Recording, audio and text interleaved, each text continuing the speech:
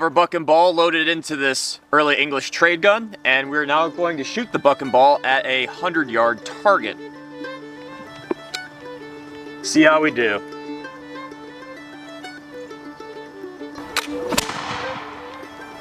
What a delay.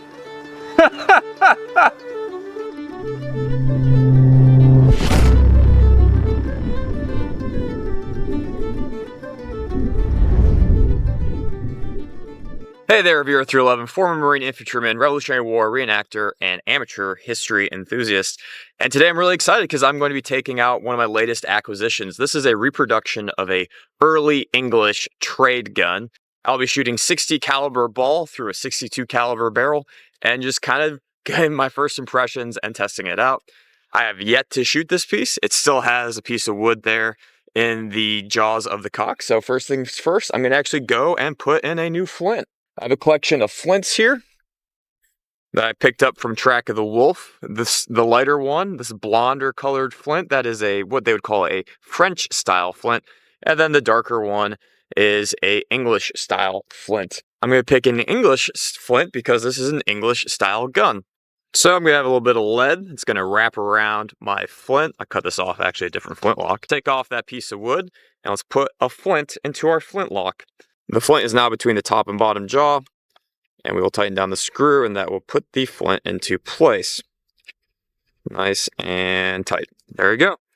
We now have a flint in our flintlock. First thing I'm going to do is I'm going to put a little bit of powder, just straight powder down the barrel. I'm using 2F powder, a little bit of powder in the pan, and that's going to clear out anything that's inside the barrel. I've already tested to make sure that there's no ball there. It did not ship with the ball. So yeah, let's take that next. So just a little bit of 2F powder down our barrel, 2F powder in our pan. Oh, a little bit more than a little right there. And now we are good to go. So let us just test out that powder. Let us begin.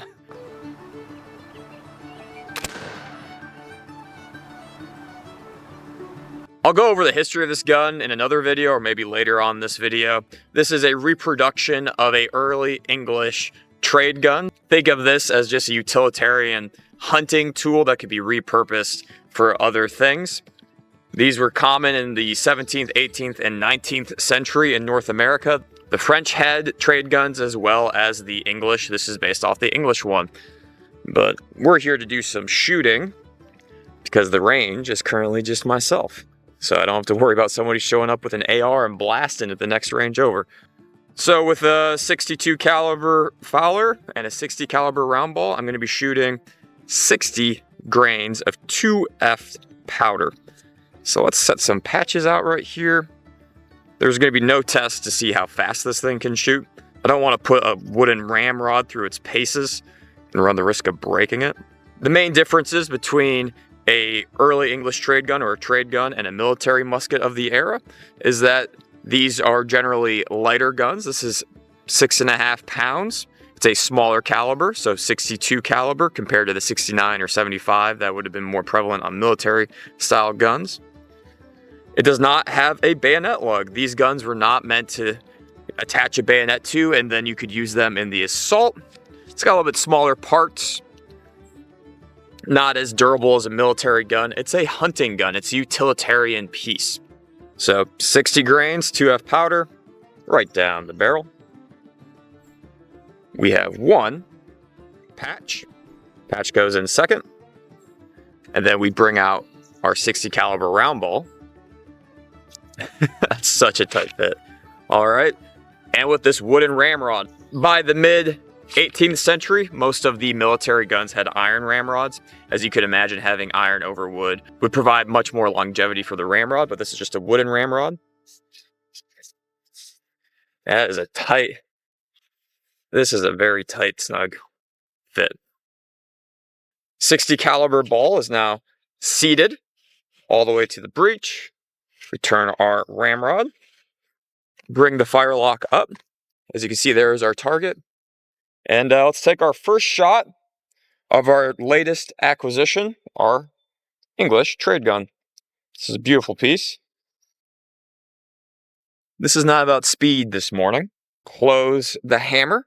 And here goes our first shot with our English trade gun.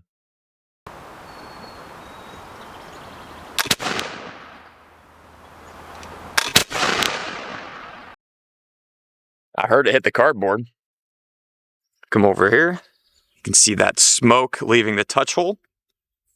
Nice. Let's go down range and see where we hit. First impact at 50 yards, right in the 5 ring. Shooting from the standing, so I'm getting used to that front sight post moving around. But yeah, no, it felt good.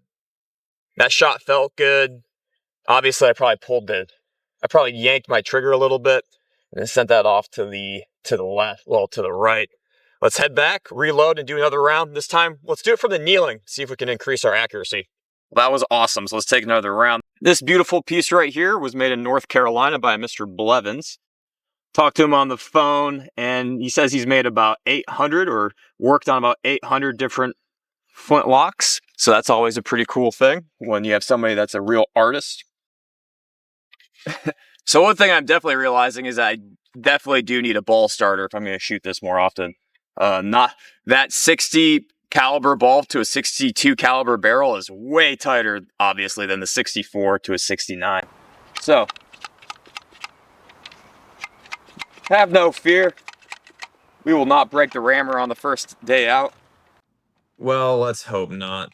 As you can see, this ball to barrel tolerance really does have an impact when it comes to the rapidity of reloading. If anybody does have any recommendations on how to make this process a little bit more bearable, please let me know. This 100% beeswax does not seem to be working as a proper lubricant. So if anyone has any recommendations for something that could help, I would love to hear it. I kept this in the video because just to show that not all black powder muzzle loading shooting experiences are as smooth and as fast as made to believe. All right, back to the video. Okay, we finally got down the barrel. Very tight. Had to use some gun oil to help it along. And let's prime our pan. There we go. Close the hammer. Close our powder horn. Already can tell that the rate of fire on these things is drastically slower than a military gun shooting a smaller caliber. So let's take our second shot at our target.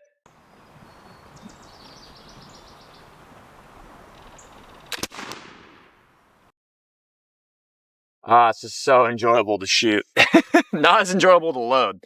Here's our target at 50 yards. Nothing to write home about. 2 impacts on the cardboard. I'm just getting used to firing this new piece and obviously the flintlock flinch. But now that I've got a couple rounds through me, let's shoot a buck and ball at 75 yards with a pre-made paper cartridge and see how fast we can get that loaded.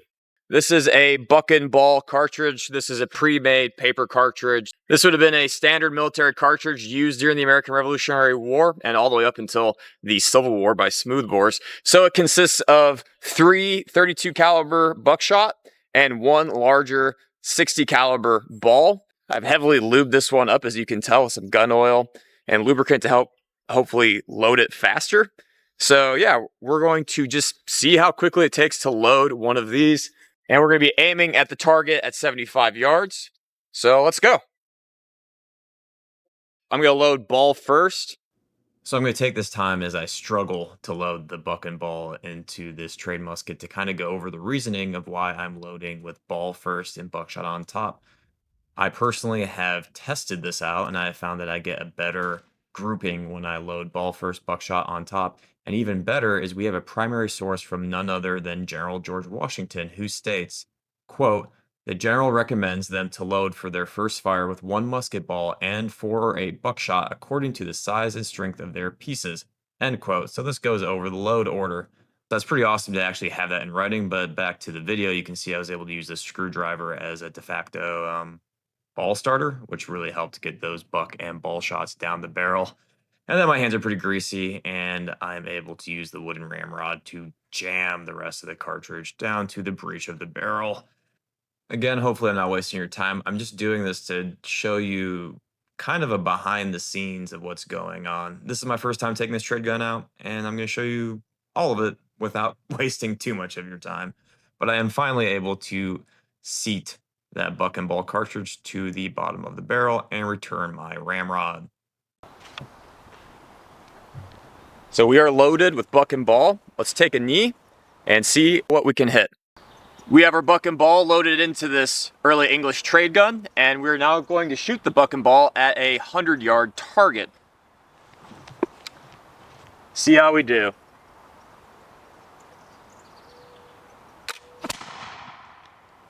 What a delay.